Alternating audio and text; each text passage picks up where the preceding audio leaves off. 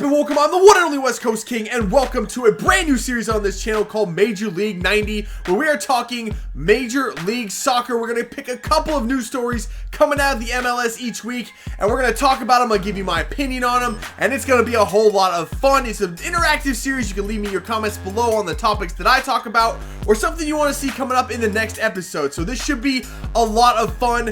The MLS season is set to start about a month from now, a little over a month from now. March 6th is when everything gets kicked off, and I thought, you know what better time to do it than right now? We're in the transfer window. Some things have gone down that I want to talk about, so let's get into this thing.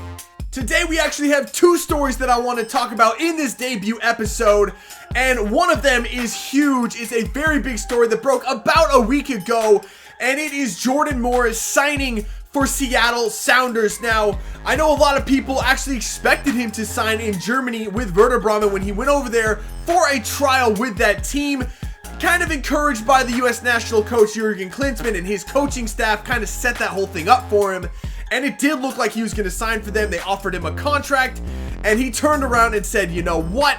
I'd rather start my career at home with the team that he grew up with, the Seattle Sounders. Now, there are a couple of different angles to look at this story from, the first of which is from the MLS standpoint, what this means for MLS that a homegrown player signed and stayed at home in the United States rather than immediately going abroad, given the fact that he was one of the most sought after college players ever to come out of the United States. And it's actually huge for MLS. I mean, in recent years, MLS has kind of developed the reputation of being a retirement league, and I absolutely hate that designation that they've been given as a retirement league. It's really not fair to MLS at all. I mean, MLS relatively is a young league. It's still a growing league, and it's an expanding league. And in order to grow their brand, yes, some teams have taken the route of signing some players that are past their prime, but are players that are known internationally and worldwide. And it's a great step for the United States and the MLS to be able to sign those types of players and get the MLS brand known worldwide as well. And now the fact that they are starting to sign young talent from the United States is an encouraging sign, and it was a huge step for MLS to be able to get a player like Jordan Morris. I know that Don Garber, the commissioner of the MLS, is thanking his lucky stars right now that Morris did decide to come home and stay in the United States. Like I said, it's a big step for MLS. Another angle to look at this from is from the Seattle Sounders standpoint of view, and they're getting a great young talent into a team that had one of the oldest starting 11s in the league last year. They needed depth, they needed youth, and they needed athleticism, and they got that in Jordan Morris. Morris, however, is joining into a team that is chock full of veteran attacking talent with the likes of Andres Ivanschitz, Obafemi Martins, Clint Dempsey, and Nelson Valdez, all attacking players over the age of 30, but well-established attacking talents in the Sounders. It's kind of unclear where Morris will fit in right away. For the short term, it's looking more like he'll be a role player rather than an impact starter on the team, which may actually benefit Morris in the long run. And of course, there is the impact this decision has on Jordan Morris himself, and whether or not it will allow him to reach his full potential with him starting at home in the MLS. Now, obviously, it's a bit early to be talking about Morris reaching his full potential. For God's sakes, the kid hasn't even played his first professional match yet. But I would like to bring to you two case studies as evidence as to whether or not, European experience is really all that important. The first one would be Clint Dempsey. Started out in the MLS, went to Europe, played in England for Fulham and Tottenham before coming back to the MLS. And he used that European experience to elevate his game and become one of the greatest American players ever. It helped him in his development. I'm not saying whether or not he needed that experience, but it certainly helped him along the way. The second case study would be Landon Donovan. He actually signed his first professional contract in Europe, in Germany, immediately went back out on loan to the MLS, never actually played a professional match in Germany, and then eventually decided, you know what, that's the place for me. I want to stay in the MLS. He terminated his contract in Germany, moved back to the United States, signed for the LA Galaxy, and the rest is history. Became, again, one of the greatest American players ever. Two different career paths, both ending up as one of the greatest ever coming from the United States. So, Europe is really, it depends on the player. I mean, it could help you, it could not. It really depends on the player. And I think Alexi Lawless, a great American player in his own right, said it best about Jordan Morris. Whether or not he succeeds or fails, it won't be because of the MLS. It will be because of Jordan Morris. It depends on his dedication, his drive, and his desire to become a great player. And it doesn't have anything to do with where he's playing and everything to do with his mentality and his desire. Now, personally, I think him starting in the MLS and with the Seattle Sounders in particular is a great start for him. It's a great place to start. And I'm not just saying that as a Seattle Sounders fan. If you're new around here, if you didn't know I was a Sounders fan, now you do. I'm a huge Seattle Sounders fan, so obviously I'm ecstatic about this news.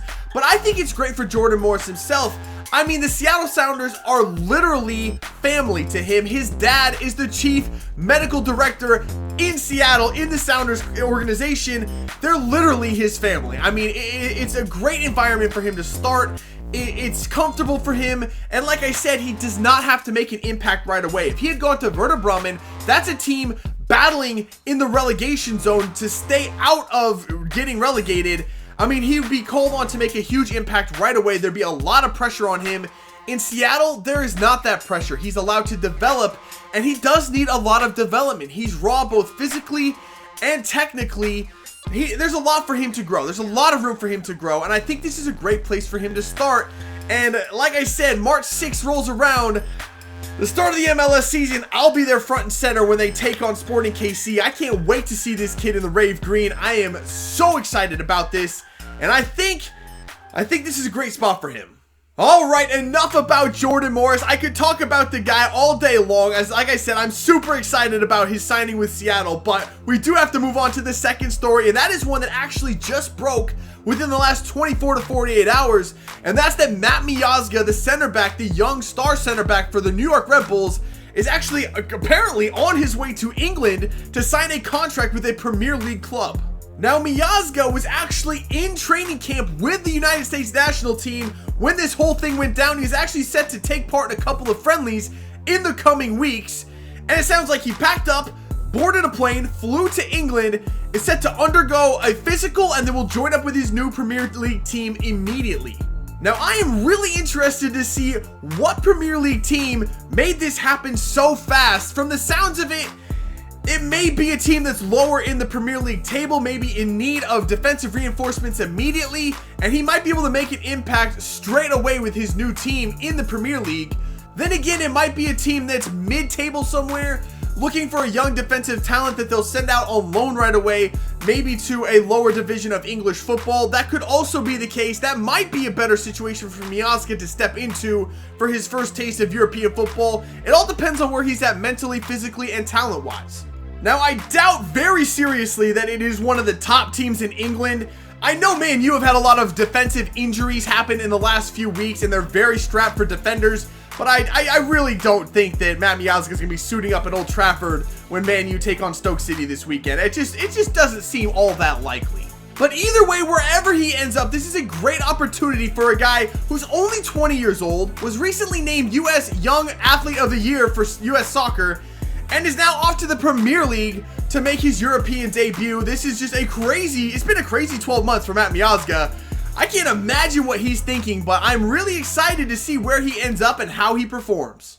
But that is going to do it for the debut episode of Major League 90. Like I said before, let me know what your thoughts are in the comments on Jordan Morris, how you think he'll do with the Sounders this season, and if it was the right decision you think for him to stay in the MLS rather than go straight to Europe. And also, where do you think Matt Miazga will sign in the BPL? Now, by the time this goes live, he may already sign for his new team, and we'll find out where he's going to be playing. If that is the case, let me know how you think he'll do at his new team. But that is going to do it for this one. If you had as much fun as I did, make sure to let me know by leaving a like below. Subscribe if you're new. I will see you when we come back and talk some more Major League Soccer. See ya.